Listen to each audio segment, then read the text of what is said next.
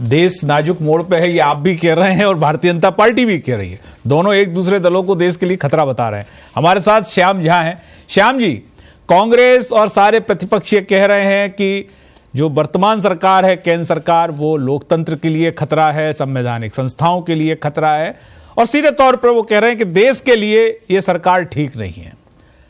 प्रधानमंत्री कह रहे हैं कि कांग्रेस देश के लिए खतरा है।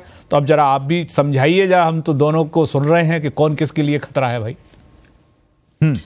अभिषेक जी, देखिए, मैं इतना सा कहना चाहूंगा कि देश के लिए खतरा कौन है, ये देश की जनता भली भांति जानती है, और देश की जनता ये निर्णय करेगी कि देश के लिए खतरा कांग्रेस है, कांग्रेस के साथ में जो इंडी गठबंधन है, या कोई दूसरी पार्टी है। आप देखिए, आज भारतीय जनता पार्टी के साथ पूरे देश का विश्वास है, देश की जनता का विश्वास है।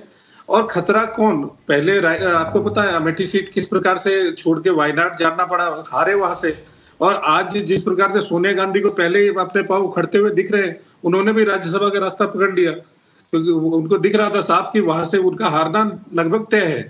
तो ऐसी स्थिति में जनता ने जिसको नकार दिया, वो देश के लिए खतरा हो सकता है। जनता जिसको स्वीकार कर रही है, जनता जिसको बार बार मौका दे रही है, तो वो देश के लिए खतरा कैसे हो सकता है। और लोकतंत्र तो है, यही लोकतंत्र है। जनता जिसको स्वीकार करती है, वो लोकतंत्र में सरकार बनाता है।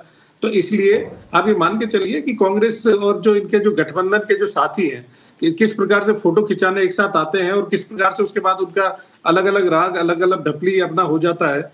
बंगाल की स्थिति आपको पता ही है, बिहार की स्थिति अब सामने ही है, यूपी में कहीं सपा से कोई बात नहीं होगी जी। और आम आदमी पार्टी ने भी पंजाब में अपना लेकिन श्याम जी देखिए, ये जो बात कही जाती है कि खतरा, अब वो खतरा मुझे उस समय बड़ा एक तरीके से विरोधाभास दिखाई देता है कि जब उन दलों से टूट के लोग आपके दल में आ जाते हैं तो वो खतरनाक नहीं रह जाते हैं। एक दिन पहले तक वो सभी खतरनाक दिख रहे हैं एक दूसरे को।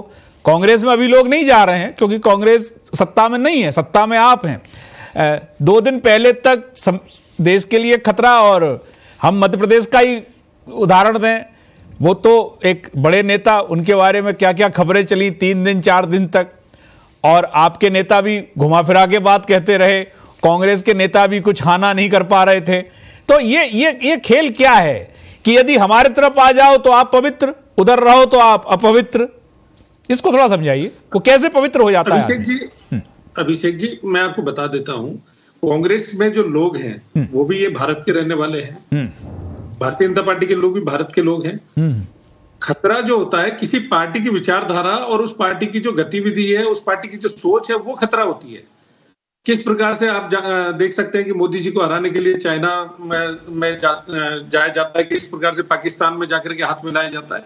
तो खतरा ही विचारधारा है।